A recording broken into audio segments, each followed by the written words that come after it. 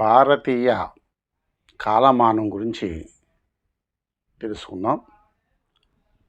ఇప్పుడు వాడుతున్నటువంటి కాలమానం కూడా దాంట్లో విషయాలు తెలుస్తాయి. చూడండి,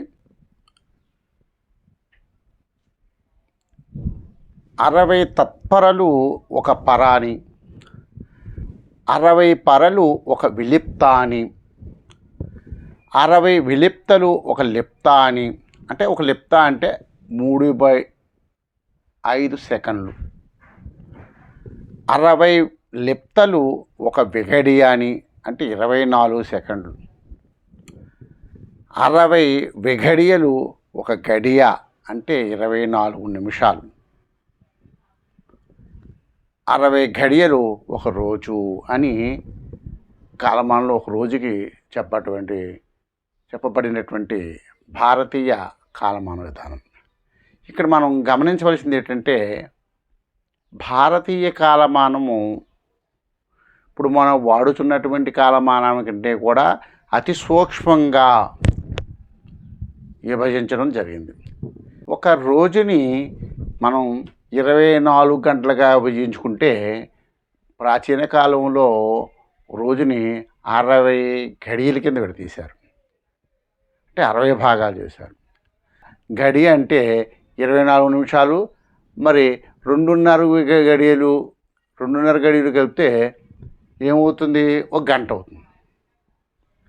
అలాగే ఇంకా చూస్తే ఇంకా విభజించి దాన్ని 60 భాగాలు చేసి విఘడియలు అన్నారు.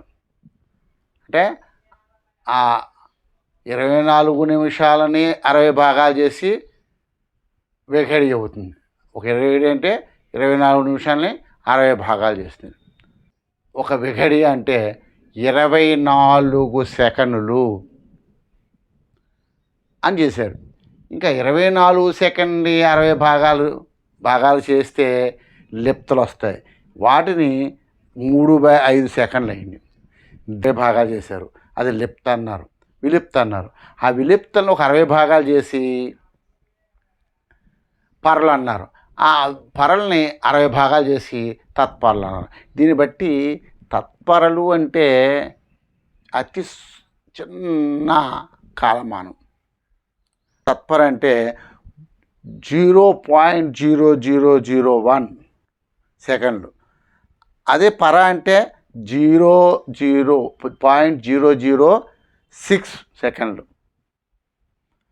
విలిప్త అంటే 0.04 సెకండ్లు. లిప్త అంటే 2.5 సెకండ్లు. అంటే సెకండ్ కంటే కూడా ఈ సూక్ష్మమైనటువంటి భాగాలు చేయడం అనేది భారతీయ సనాతన విధానంలో ఉంది. అతి సూక్ష్మంగా ఉంది.